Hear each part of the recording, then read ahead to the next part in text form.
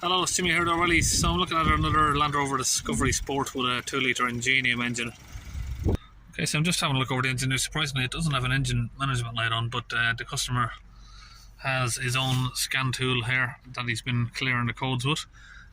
He's bought the launch DPF cleaner to clean the DPF, but he's saying it didn't work, so he wants me to have a look at why the DPF cleaner isn't working. He's still getting the fall come back.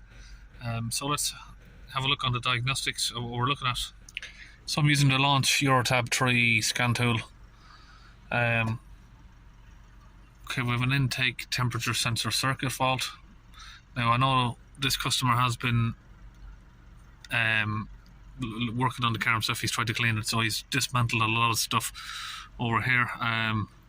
And I can tell somebody else has been working on the car also, because I will show you that. Now, he bought this car less than 2 weeks ago, and the next day all of these faults came up. So looks like someone's obviously sold him a car that has obviously had problems. So the piston coolant jets are down on the block, very hard to reach. I'll show you them in a minute. Very hard to reach for those. Stern angle sensor, not really worried about, but we have exhaust recirculation, insufficient flow, another one there for the performance. Turbocharger as well as another big problem. But the first thing we're going to do to look at that exhaust recirculation flow is look at the differential pressure of the DPF. And press OK. So we can see that's on 0 millibars at idle, and if we accelerate it up,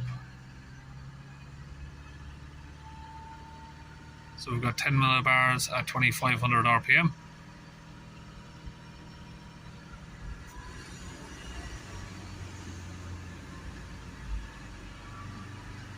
And we've got to go to,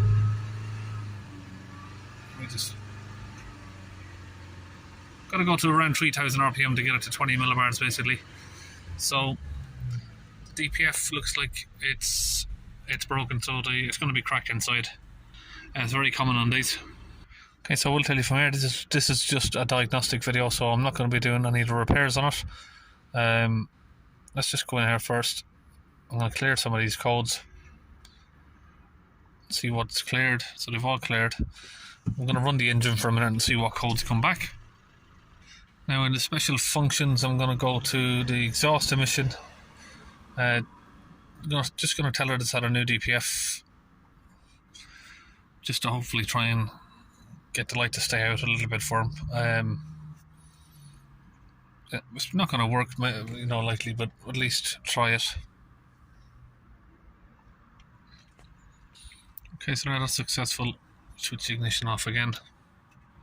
So if we come around to the back of the car, again we can see there already, just by looking at the exhaust, it looks sooty, and if you put your finger inside you can see there's already soot in it. Now he's already cleaned that DPF out yesterday, and there's already soot back in there.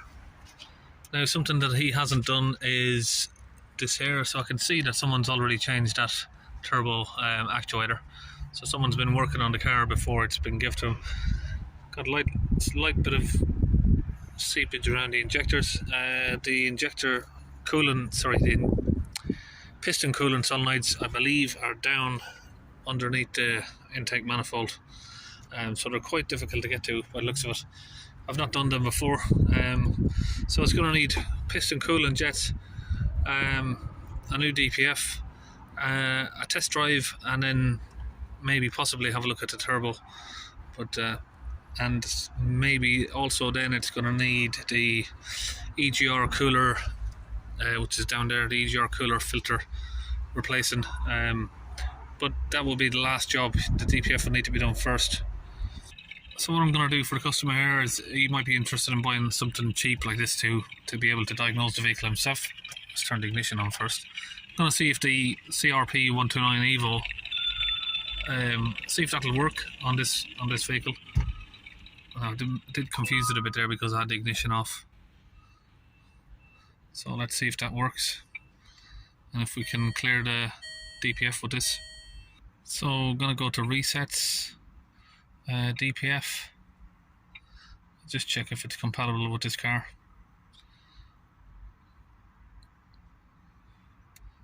We have Land Rover.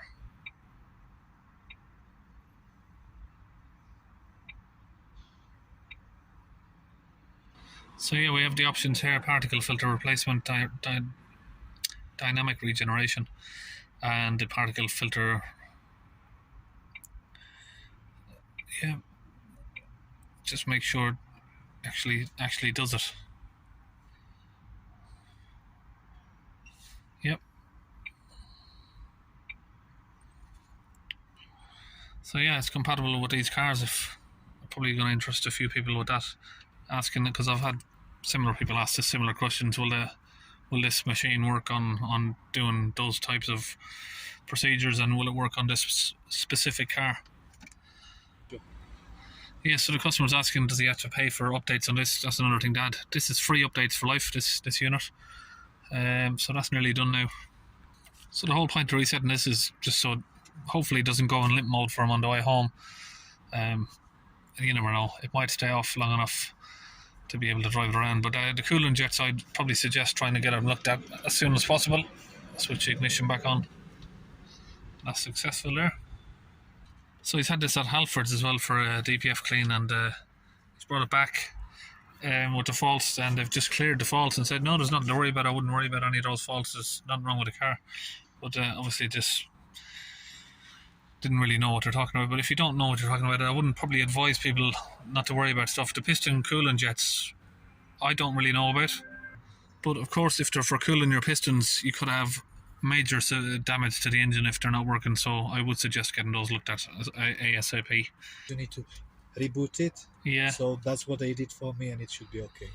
They said it's just like a phone and you just need to reboot it. Clearly not. Yeah.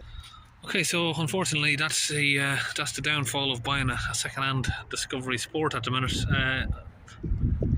I've seen probably 20-25 of these in the last few weeks with this same problem, and lots of those customers hinted to me that they were just going to stick it on the paper and get rid of it. So yeah, just be careful if you're buying a second-hand Discovery. Make sure you're buying it from somewhere that you can take it back to if the problem arises. So that's it. I'll see you in the next video.